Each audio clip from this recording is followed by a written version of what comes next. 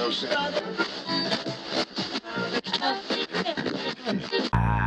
can't feel my face now. Statistically, it is true that Asians, right, on average, make more money, better test scores, get into better colleges, all that stuff. I think the question is, why is that? And I don't know, model minority, whatever that label wants to mean. That's actually a myth because we cannot be... Well, no, listen. Well, let me finish my point. We need to observe what makes people successful and unsuccessful. And I think when you look at trends that are generally true in the Asian community, not of everyone, but are generally true, usually you have families that are sticking together. You have people are taught to work hard in school, not get into trouble. I think that translates to why Asians en masse are successful. And I don't think you have to be Asian or white, for that matter, to not have kids out of wedlock, not, you know, commit crime, not cause trouble, or whatever it is. It's just a matter of, like, well, common sense. That's what makes people successful. And if that's so-called assimilation, having a nuclear family, buying a house, going to school, whatever it is, then yeah, okay, call me a pro-assimilation then. I think there's a difference between assimilation and erasure. Yes. Statistically, why was they all like this dude was saying something wrong? What was he saying that was wrong? He was spitting facts. Look, y'all, if y'all think y'all gonna grow up in a one-parent household and just be honky-dory amazing from the jump, you're tripping, bro. You grew up in an imbalance. There's a lot of things you gotta iron out with yourself. You gotta figure it out in life. Some things that should have been taught to you early on, you learn late on. You learn the hard way. You don't have the strategic advantage of having income at your disposal most of the time, unless the one parent that's taking care of you is just well off. Like I'll come up in a one-parent household. Shoot, half the time, it was just me. It wasn't even a parent household. So I totally agree with this dude. Growing up in a one-parent household, I don't wish that upon my kids. I don't know. I just don't wish it upon kids to have to grow up in a one-parent household. They have a disadvantage. And it just is what it is. They have a disadvantage. They start off behind in life. Guys are scared to talk to girls now. Even if they see someone, they might not want to approach you. Like I'm gonna say something super controversial, and you do not have to agree with it. But first and foremost, men don't go up to women anymore because you guys call them pervy, weirdo, and all this stuff, and you guys scream at the top of your lungs you hate men. So if men aren't approaching you, I can see why. Another thing, I also believe it's the way that you present yourself and how you carry yourself. A lot of you women in real life are really bitchy. I've seen you guys. You have like a stick up your ass, the way that you guys look, the way that you act, and the way that you carry yourselves. I get approached 24/7 to the point where sometimes it's a little bit too much, even at the gym. But I also think it's because I'm always smiling and I'm very bubbly. Now, I'm not going to sit here and say I'm the hottest because I'm not. But I'm sorry. I still get approached by dudes who, when girls say, oh, men don't approach us and they're scared of this and that. Probably scared of you and probably don't want you because I get approached 24/7. I don't. Gotta be easily approachable. I mean, does it get more real than that? You gotta be, and she's totally right. A lot of women got RBF. If you don't know what that means, a lot of women, they do got like they got to stick up them. You know what I mean? And it's hard for some of these dudes to even want to muster up the effort to approach somebody with that type of demeanor. Imagine if you, it's hard for women to put themselves in men's shoes. But it would be crazy if, like, you had, like, some women like this, like, she actually tries to put herself in men's shoes. And a lot of the times when you do have women that do that, I don't want to say side with men, but they understand better. But it's hard to make a woman do anything, yet alone put herself in the shoes of the opposite gender, so. Women leave men 80% of the time, and if they're college educated, it's 90. Oh, I love that. I actually love that. I can't lie. No, I'm like, girl, you go get that. Really? Yeah. Like, why is there like a lack of empathy for men? They're breaking up a family and a lifelong commitment in a home, and your reaction is, go get the bag, sis. If she could do it and make that money, why couldn't he? There are times where you make less money. Like, my dad's in the top 0.5% of earners. There were times where he was barely making any money. Yeah. And my mom stayed because she's a loyal bitch. Yeah. And so I'm not going to say you go, sis, when you leave a lifelong commitment and a family you made. Don't let the devil convince you just because of a temporary circumstance that you forget who you really are. You might be in a storm right now. You might be suffering right now. You might be broke right now, but don't believe it. tell the devil, you took my clothes and you took my name, but you did not take my memory. And I still remember who I am. Don't tell the devil you took anything from me, because the devil don't take nothing from you. It's in Job. The Lord giveth and the Lord taketh away, not the devil. Don't give the devil any power none amongst you. Yeah, don't give the devil any power over you. Everything else was dope, yep. Do you find homosexuality to be a sin? Doesn't matter what I find. Oh, okay, then what do you believe the Bible says? Homosexual behavior is a sin, not homosexual feelings. We all have attractions we ought not act on, right? There's a difference between attractions and actions. I have attractions I ought not act on. So to be attracted to someone of the same sex, if you act on that, it's a sin. That's what the Bible says. Yeah. That's what Jesus says. You say, well, Jesus never talked about homosexuality. No, he talked about all sexual immorality, because whenever he used the phrase sexual immorality, that meant any sexual activity outside of the marriage of a man and a woman. Fornication, adultery, homosexuality, bestiality, rape, incest, whatever it is. Do you find homosexuality? That's a dumb question. Do you find homosexuality to be a sin? It was clearly posted as a sin. Yeah. Yeah. I ain't the one that made the rules, bro. I'm not the one that wrote the law. That's what got put down, bro. Was that a legit question? I don't know. Dude's a wild dog. Black trans people are being targeted, terrorized, and hunted in this country. Every day, everywhere.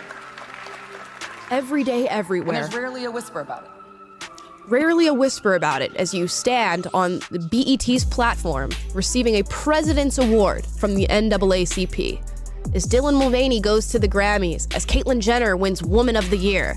Not a whisper about trans rights in the United States.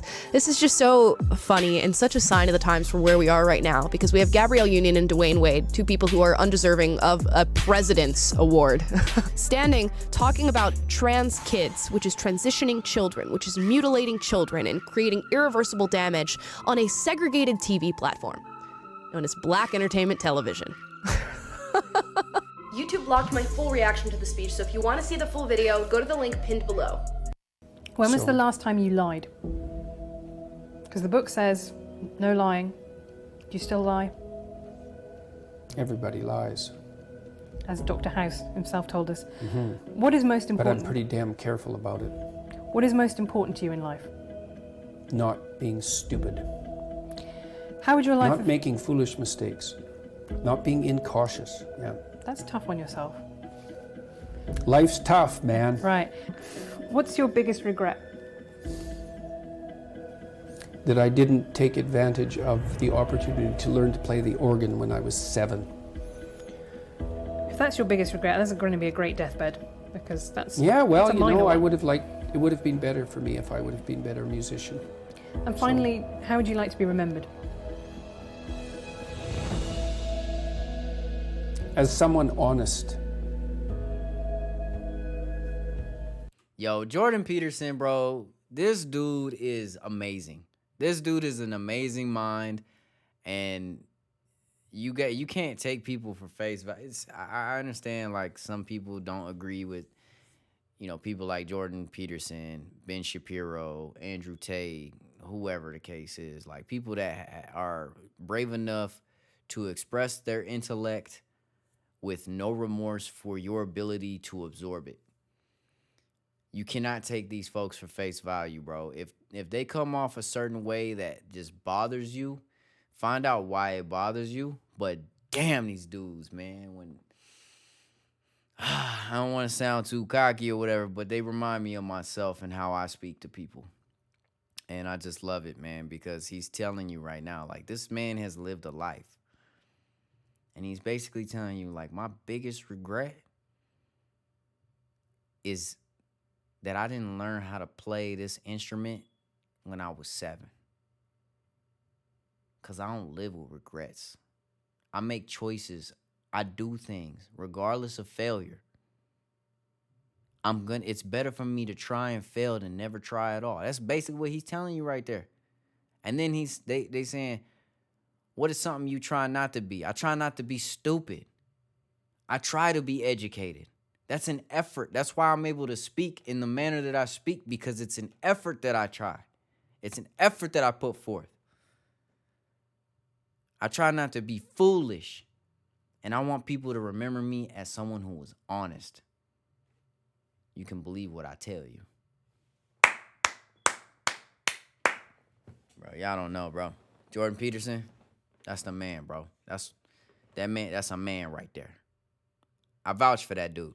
I don't even know what This you're saying. twin is one of the creepiest twin stories you will ever hear, because for a staggering 30 years, they only talked to one another. Then, as if to finally enable one of them to live a normal life, one of them died under mysterious circumstance. June and Jennifer Gibbons seemed like normal twins when they were born, but as soon as they hit the speaking age, they only spoke to one another and their language was incomprehensible. When they reached adulthood, they were admitted to a maximum security hospital due to arson. Marjorie Wallace, a journalist from the Sunday Times, took an interest in their story, and luckily for her, they were willing to speak to her, albeit they struggled to do so. The day when June could finally speak was when Jennifer passed away. Here's what happened during their final interview. They were having a pleasant conversation when Jennifer cut Marjorie short, saying, "Marjorie, I'm going to have to die." Marjorie just laughed it off and said, "Why do you have to die?" "Because we've decided."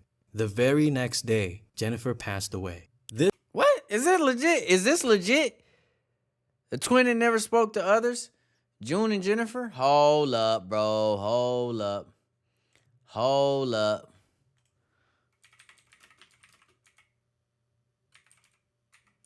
According to Wallace, the girls had a long-standing agreement that if one died, the other must begin to speak and live a normal life.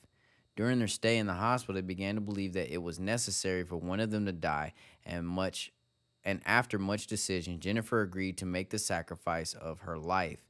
In March 93, the twins were transferred from Broadmoor to the more open Caswell Clinic. On arrival, Jennifer could not be roused. She was never taken to the hospital, where she died soon after of acute myocarditis, a sudden inflammation of the heart. There was no evidence of drugs or poison in her system.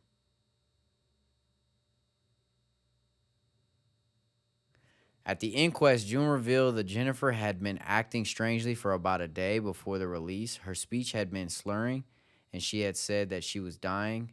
On the trip to Caswell, she had slept in June's lap with her eyes open. On a visit a few days later, Wallace recounted that June was in a strange mood. She said, "I'm free. At last, liberated, and at last Jennifer has given up her life for me." She also described it as a tsunami, washing her of her sins and being free of her sister. Jennifer was interred in St. Martin's Cemetery. After Jennifer's death, June gave interviews with Harper's Bazaar, The Guardian. By 2008, she was living quietly and independently near her parents in West Wales. She was no longer monitored by psychiatric services, has been accepted by her community, and sought to put the past behind her. A 2016 interview with her sister Greta revealed that the family had been deeply troubled by the girls' incarceration. She blamed Broadmoor for ruining their lives and for neglecting Jennifer's health. She had wanted to file a lawsuit against Broadmoor, but Aubrey and Gloria refused, saying it would not bring Jennifer back. Bro, what?